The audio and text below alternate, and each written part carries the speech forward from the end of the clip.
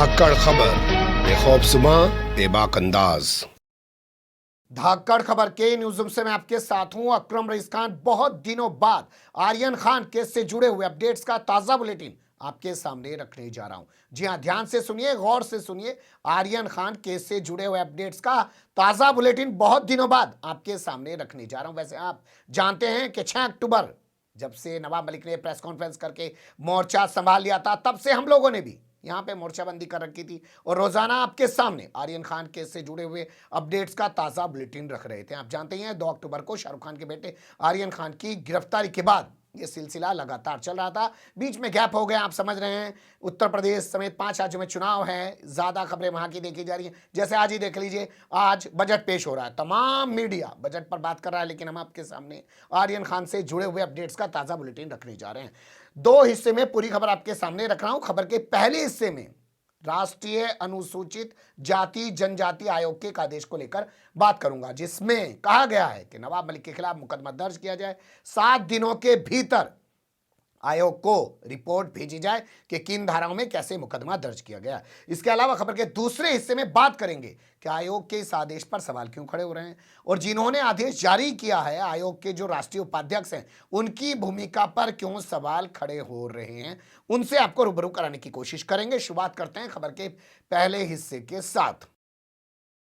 खबर के पहले हिस्से में मैं आपके सामने कुछ अखबार की कटिंग्स रखना चाह रहा हूं, कुछ वेबसाइट्स की कटिंग्स रखना चाह रहा हूं। अपने एडिटर से कहूंगा कि वो बाकायदा आपको दिखाए। SC/ST कमीशन, राष्ट्रीय अनुसूचित जाति जनजाति आयोग यानी कि नेशनल SC/ST कमीशन जो है, उसने एक आदेश मुंबई पुलिस को जारी किया है। मुंबई पुलिस को जारी किए गए इस आदेश में कहा है कि नवाब मलिक के खिलाफ FIR दर्ज की जाए, क्योंकि उसने समीर वानखेड़े को, उसके पिता ज्ञानदेव वानखेड़े को प्रताड़ित किया है। यह मुकदमा दर्ज करने का आदेश दिया गया है। यह आदेश जारी किया गया अरुण हल्दर की तरफ से। अरुण हल्दर आप जानते हैं राष्ट्रीय अनुसूचित जनजाति आयोग के राष्ट्रीय उपाध्यक्ष हैं।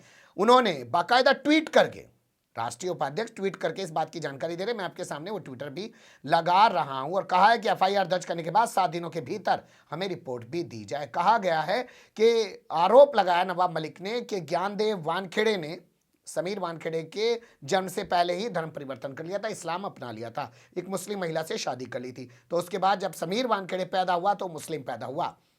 ये नवाब मलिक ने आरोप लगाया था। यह आरोप सही नहीं है। हमारे पास जो दस्तावेज मौजूद हैं उसके हिसाब से समीर वानखेड़े अभी भी SC कम्युनिटी का है, और इन्होंने ऐसा करके, यानी कि नवाब मलिक ने ऐसा करके समीर वानखेड़े और उसके परिवार को प्रताड़ित करने का काम किया है। इसलिए उनके खिलाफ FIR दर्ज की जाए, 7 दिनों के अंदर हमें इस की रिपोर्ट भेजी जाए कि FIR दर्ज हुई या नहीं हुई। 31 तारीख को ट्वीट किया गया है, जिसमें उपाध्यक्ष अरुण हल्दर ने कहा है कि उनके साथ एक सदस्य सुभाष पारधी, दोनों ने सुनवाई की। आप जानते हैं जितने तमाम हमारे देश के अंदर आयोग बने हैं उनके पास जुडिशियल पावर होती है। वो अपने यहाँ नोटिस भेजकर, सम्मन भेजकर आदमी को तलब कर सकते हैं, सुनवाई कर सकते हैं। उनके यहाँ कोई शिकायत करे तो वो भी हाजिर हो सकता है और आरोपी भी हाजिर हो सकता है। दोनों की वो जज की तरह सुनवाई कर सकते हैं। उसी तरीके से ये सुनवाई हुई और सुनवाई के बाद यह आदेश जारी कर दिया गया। लेकिन दैनिक भास्कर की खबर कुछ और कह रही है, ये भी मैं आपके सामने रख देता हूं।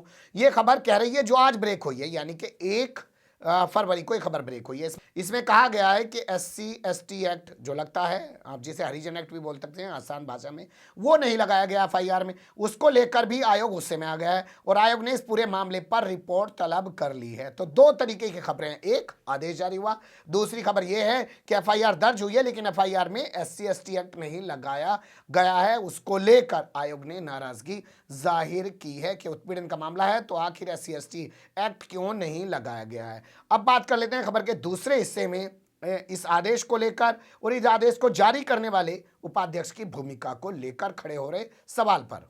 सबसे पहले आदेश को लेकर बात कर लेते हैं। देखिए, ये जो मामला था, जो समीर वानखेड़े ने शिकायत की थी, ये राष्ट्रीय अध्यक्ष के पास मामला था, लेकिन राष्ट्रीय अध्यक्ष पंजाब का चुनाव लड़ने चले गए हैं। उनकी अनुपस्थिति में उपाध्यक्ष ने इस मामले को सुना है और आदेश जारी कर दिया। तो पहला सवाल तो यही पैदा हो रहा है कि क्या किसी राष्ट्रीय अध्यक्ष के नियुक्त होने का इंतजार नहीं किया जाना चाहिए था? भाई, किसी और को राष्ट्रीय अध्यक्ष बनाते, वो इस पूरे मामले को सुनता। उनकी अनुपस्थिति में आपने क्यों एकदम सुन लिया?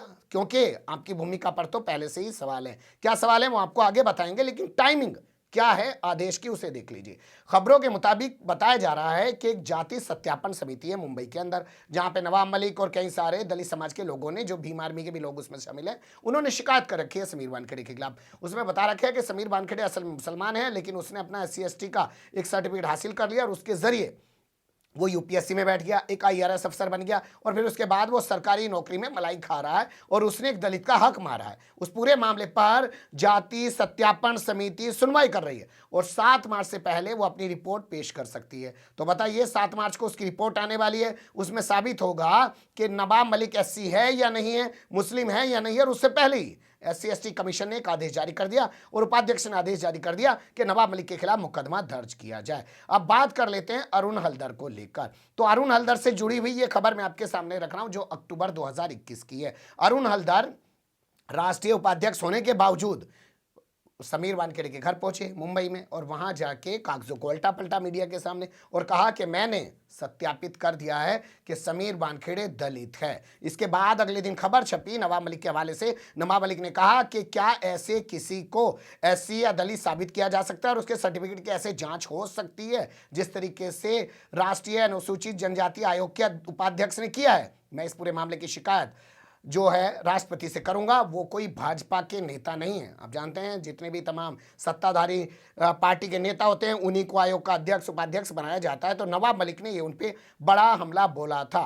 तो ऐसे में अरुण हल्दर के जरिए जो आदेश जारी किया गया, इस पर सवाल उठना लाजमी है, क्योंकि आप तो पहले जाके उसके घर पे उसको प्रूफ कर चुके हैं कि भाई वो SC है और राष्ट्रीय अध्यक्ष कह रहे थे कि अभी हम इस पर सुनवाई कर रहे हैं, लेकिन आपने सुनवाई करके आदेश भी जारी कर दिया और टाइमिंग पे भी सवाल खड़े हो रहे हैं। तो ये कई सवाल हैं जिनका जवाब आना बाकी है। अब बात कर लेते हैं समीर वानखेड़े की वर्तमान स्थिति को लेकर। तो समीर वानखेड़े का NCB में जो कार्यकाल था वो 31 जनवरी को समाप्त हो गया था। उसके बाद मोदी सरकार ने उसका कार्यकाल नहीं बढ़ाया, वो वापस DRI में चला गया। DRI से ही वो NCB में आया था। NCB में रहते हुए वो सबसे ज्यादा विवादों में रहा और उसके द्वारा जितने भी केस दर्ज किए गए वो तमाम विवादों में है। जांच की 2 कमेटियां बनी हुई हैं, एक NCB ने बना रखी है अपनी SIT, वो मामलों की जांच करी है, और NCB ने बनाई थी अलग से कमेटी पूरे मामले की जांच के लिए। इसके अलावा एक कमेटी मुंबई पुलिस ने बना रखी है जो SIT जांच कर रही है समीर वानखेड़े के खिलाफ जगह जगह दर्ज हुए मुकदमों के और उसके खिलाफ सामने आए भ्रष्टाचार के उगाही के मामले की।